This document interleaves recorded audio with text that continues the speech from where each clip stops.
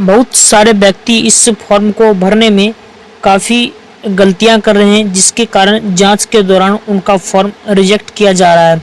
इस फॉर्म को कैसे भरेंगे, चलिए आज की इस वीडियो में स्टेप बाय समझते हैं कि पहले तो इस फॉर्म को आप समझिए, समझने के बाद इस फॉर्म को भरिए, तभी आपके सही तरीके से आपका ज़मीन का सर्वे हो पाएगा। तो चलिए आज का वीडियो हम कर लेते हैं स्टार्ट। सबसे पहले यहाँ पे देखने को मिलेगा वंशावली के आधार पर प्रत्येक उत्तराधिकारी का दखल निम्न प्रकार है। यानी आपने जो वंशावली बनाया है, जैसे वंशावली मैंने आपको यहाँ बना के दिखाया है, इस प्रकार से वंशावली आपको पेन से बना लेना है अपने सादा पेज पर। अब आपको ना लॉटरी सिस्टम से बनाना है, ना आपको सरपंच या सचिव से बनाना है, खुद से आप वंशावली बना कर दे सकते हैं।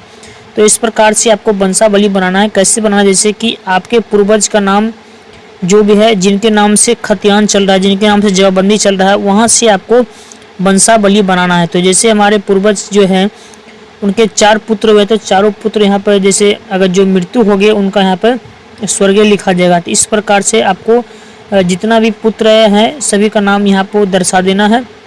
उसके बाद जो भी व्यक्ति इस फॉर्म को अप्लाई कर रहे हैं तो उनके जो बेटा है कितना है, उनका जो सारा नाम है यहाँ दर्शा देना है। जैसे हमारे केस में स्वर्गीय संतोष यादव के पुत्र है 3, अमर कुमार, नारायण कुमार और अजवी यादव। इस तरह से आपको दर्शा लेना है अपने वंशावली फॉर्म को, आपको वंशावली बना लेना है।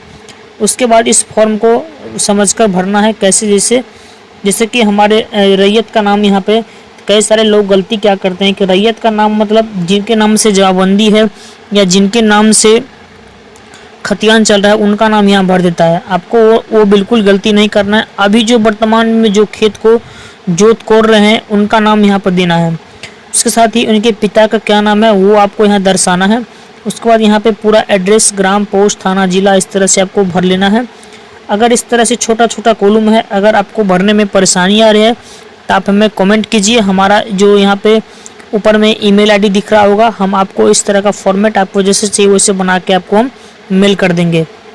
तो यहाँ पे जैसे इस तरह से आपको ग्राम, पोस्ट, थाना भर लेना है। उसके बाद खाता नंबर के बारे में, तो आपका खेत का जो खाता नंबर है वो आपको डाल देना है। एक खेत में कितना खिसरा है वो सभी खिसरा यहाँ पे नीचे ऊपर करके इस तरह से भरना है। उसके बाद इस खाता में कितना खिसरा है वो आपको डिसमिल और एकड़ में डालना है। उसके साथ ही यहाँ पे जो चौहद्दी होता है पूरब, पश्चिम, उत्तर, दक्षिण, आपको इस तरह से बॉक्स में फिल करना है। जमाबंदी नंबर की बात आते हैं, जमाबंदी नंबर आपको पता है तो डाल सकते हैं, नहीं तो इसको छोड़ सकते हैं। इनको जो सर्वे के अधिकारी है वो अपने अनुसार यहाँ पे आपका जमाबंदी नंबर यहाँ पर डाल देंगे। उसी तरह से हमारा दूसरा रैयत है, उनका नाम यहाँ डालेंगे। उसको उनके पिता का नाम डालेंगे, उनका पूरा पता जो अस्थाई पता है जहाँ पे उनका घर है, गांव है, उनका वहाँ का एड्रेस देना है इसमें। साथ ही दूसरा खाता नंबर जो भी है वो डालना है। उसके बाद खिसरा नंबर डालना है और यहाँ पे डिसमिल में आपका एकड़, डिसमिल में आपका ज़मीन का रकबा डालना है। उसमें ठीक उसी तरह से आप इस खाता को जो चौहद्दी है वो आपको इस बॉक्स में डालना है। वर्तमान में जो चौहद्दी है, जैसे कि आपके खेत के बगल में जो वर्तमान में आपके साथ जो जोत कोड़ रहे हैं ज़मीन, जो आपके बगल में खेत है उनका नाम डालना है, ना कि उनका पूर्वज का नाम डालना है। अभी जो वर्तमान में जोत रहे हैं उनका नाम डालना है चौहद्दी में। जमाबंदी नंबर नहीं है पता है तो छोड़ सकते हैं। उसके साथ ही हमारा जो तीसरा नंबर का जो रैयत है उनका नाम डालेंगे, पिता का नाम डालेंगे। उसके साथ ही यहाँ पे अस्थाई पता और खिसरा नंबर, खाता नंबर सभी इस तरह से बारी बारी से आपको फिल करना है। इस तरह के फॉर्म आपको मिलेगा आपके खेत में। आपके पास जितना भी खाता नंबर है सभी को इस तरह से आपको बारी बारी से भर लेना है। जितना भी रैयत है उस सभी आपको यहाँ से भर लेना है। जैसे यहाँ पे 1, 2, 3, 4, 5, 6, इसमें मात्र 6 रैयत का ही नाम आ सकता है। इससे ज़्यादा अगर चाहिए तो जिससे हमारा ईमेल आईडी आपने देखे हैं उस पर आप हमें मैसेज कीजिए, हम आपको इससे बड़ा फॉर्मेट बना के आपको दे देंगे। उसके साथ ही यहाँ पे जो पेपर लगने वाला है इसके साथ, तो यहाँ पे लिखा मिलेगा कि जो मृत हैं, जो मृत हो चुके हैं, उनका जिनके नाम से जमाबंदी चल रहा है उनका मृत्यु तिथि या जो किस वर्ष उन्हें उनका मृत्यु है वो आपको यहाँ पे डालना है। तो बहुत सारे व्यक्ति हैं जिनको याद नहीं होगा कि उनका पूर्वज, परदादा या परबाबा कब डेट किए हैं, तो ये आपको देने की कोई ज़रूरत नहीं। सरकार ने इसको अभी मान्यता हटा दिया गया। मृत जो है उनका मृत सर्टिफिकेट वो आपको नहीं देना है, उतना ज़रूरी नहीं है इसके बारे में। जमाबंदी संख्या की विवरणी, मालगुजारी रसीद संख्या, जमाबंदी नंबर पता है तो दे सकते हैं, रसीद दे सकते हैं, नहीं तो इसको छोड़ सकते हैं। उसके साथ ही खतियान का नकल यदि उपलब्ध हो तो खतियान का नकल अगर आपके पास उपलब्ध है तो दे सकते हैं फोटोकॉपी, नहीं तो इसको भी आप छोड़ सकते हैं।